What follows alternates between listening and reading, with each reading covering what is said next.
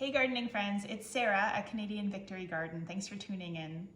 So as you can see, we have a ton of snow right now, which means we're not going to be getting into the garden anytime soon to start planting our spring crops of peas and greens, but we're desperate for greens, as you may be too. So what we like to do at our house is grow some sprouts when we're really in the depth of winter to give ourselves some greens, some iron. This is what we've decided is the best way for us to grow greens. So in a mason jar, sprout seeds. We have these fancy little tops, and these are alfalfa sprouts, so they take about 3 days to sprout in the temperature of our house. We buy seeds that are specific for doing sprouts. In this case, they're from West Coast Seeds. And following the directions is really easy, super easy to do. Kids like to do this sometimes. Tablespoon of seeds into the jar and let them soak in some water for about 10 minutes. You'll find different ways of doing sprouts. Some say that you should soak them for a couple of hours, especially if they're bigger seeds. We find this way works really well for alfalfa in general because it's a pretty small seed. And the size of the holes in these lids is just enough to keep the alfalfa seeds inside. I have found that with broccoli, the broccoli seeds are exactly the size of these holes. So they block the screen, and then they actually don't end up sprouting, and the water can't drain properly that way either. It's really important that you have a way to drain the water. Even if you don't have fancy tops like this, you can do things like a little bit of cheesecloth with an elastic, or they also make metal screens that you can screw on with the rings. I like these ones, they're plastic. I found the metal ones that they do tend to get a little bit rusty because there's often like leftover wetness when you're draining. And of course, wet rings will eventually rust. So that's not something you want to do. So we leave these sit for a little bit and then drain them upside down. These lids have little legs on them, so you just, in the sink, let it drain, and you rinse it 3 times a day until you get your sprouts. We're almost done with these ones. As you can see, not all of the seeds sprout. We do have a couple stragglers in the bottom there that didn't quite make sprouts, but this is nice to add to your sandwiches or mix in with lettuce so you can spread out your extremely expensive store-bought lettuce to make a salad go a little bit farther.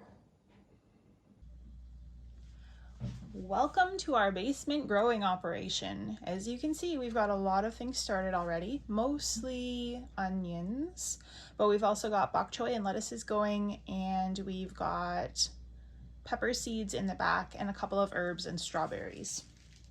Right here in the foreground is our second way of doing sprouts, the broccoli seeds, because we love doing broccoli sprouts. They definitely add a bit of zip to your sandwiches and your salads. So these are the seeds that we used. Broccoli seeds, again, from West Coast Seeds. It's a pretty big package, 100 grams. And we like to use as much recyclables as we can. So this is a container that had some live lettuce in it from the grocery store that we've just flipped upside down, put soil and moisten the soil, and then spread the seeds all over the place. And as you can see, they're just starting to come up now. Sprouting the seeds sometimes takes a little bit longer this way, and this soil is really moist. Our child helped us prepare the soil and maybe put a little bit too much water into it, but we do have the broccoli is starting to sprout up. So the way we use these is we'll come along with a pair of scissors and just chop off the sprouts and add those to whatever we want to eat them with. And then we can just plant some more seeds in there when the ones that are in there now have all grown.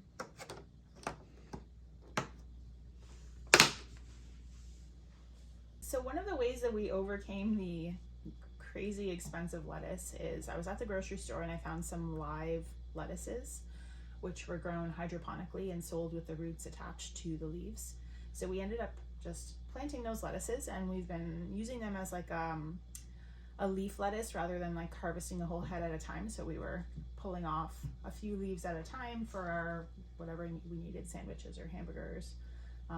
As you can see, these plants are pretty much done though. They've definitely like gotten really tall, and the leaves are they're not really getting any bigger than what you see right now. So those plants are pretty much done, which is fine. We had them for several months worth of lettuce leaves. And we have some new lettuces that are just about ready to start harvesting tiny leaves if we want, or let them get bigger. These are all romaine variety lettuces. They're winter density.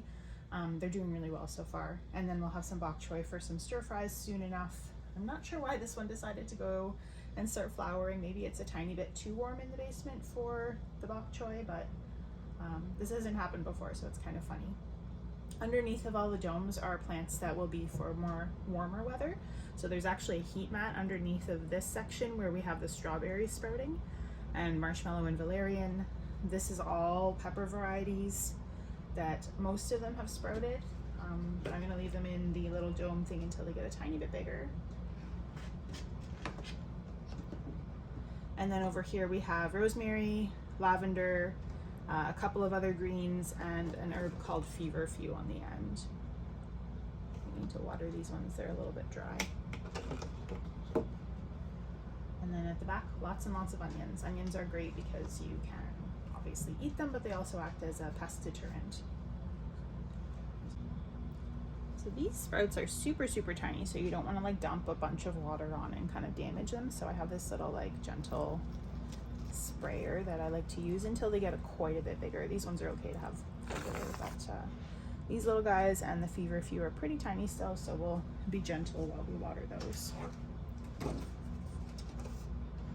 happy to see some of the lavender coming up.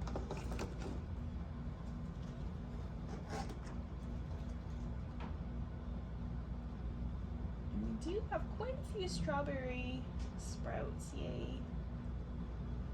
These all look pretty good.